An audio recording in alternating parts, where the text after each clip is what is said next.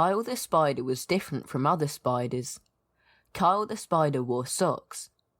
Other spiders laughed at him and said he looked silly, but this didn't bother Kyle. He wore socks to keep his legs warm.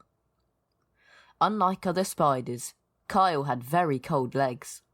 It wasn't so bad in the summer, or indeed spring or autumn. In the summer he would show off his legs just like any other spider.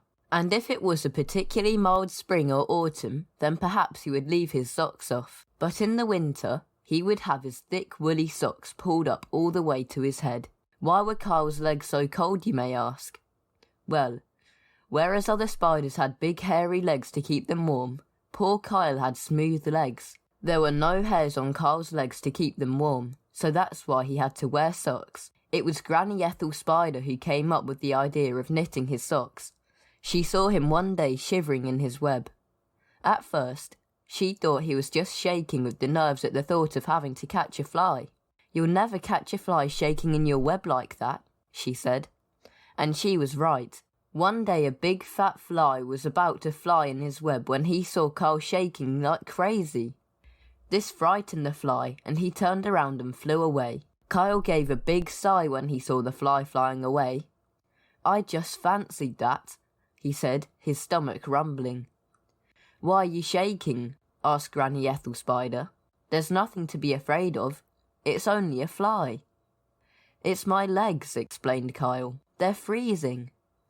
Granny Ethel Spider took a look at Kyle's legs. "Oh yes, I see," she said. "Your legs are smooth." "That's right," said Kyle, rather embarrassed. "I'd hoped they would have grown some hair by now. After all, I'm nearly 3 years old." It was then that Granny Ethel Spider thought of the idea of knitting Kyle some socks. "Have you ever thought of wearing socks?" she asked. "Socks?" said Kyle, rather confused. "Yes, socks," repeated Granny Ethel Spider. "You may have seen human beings wearing them." "Oh yes, those," said Kyle. "I have seen human beings wearing them, but in the house where I live, the man and woman who share the house with me very rarely wear socks. In fact, they very rarely wear any clothes whatsoever." "I don't wish to know that," said Granny Ethel Spider. "It's not a pretty sight, I'm telling you," squirmed Kyle. "And the scary thing is, the woman's got hairier legs than the man." "I don't think that's normal in human beings," said Granny Ethel Spider. "No, I don't think it is," agreed Kyle. "Mind you, I don't think she minds having hairy legs." "No," said Granny Ethel Spider. "She'll not get cold with hairy legs. Anyway, back to your cold legs. How about if I knitted you 4 pairs of socks?" "Well," said Kyle, "I suppose they would keep my legs warm." "I'll say they will," said Granny Ethel Spider.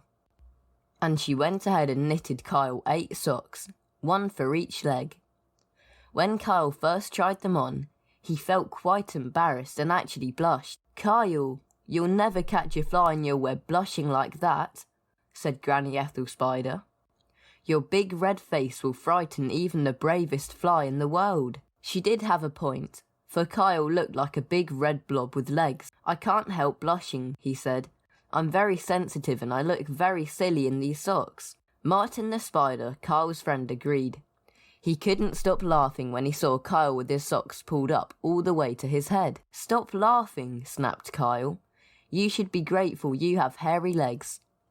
"I'm sorry," said Martin, "but you do look rather funny." Stephen the Spider agreed, and so did Peter the Spider, and Nathan the Spider, and so did all Kyle's other friends.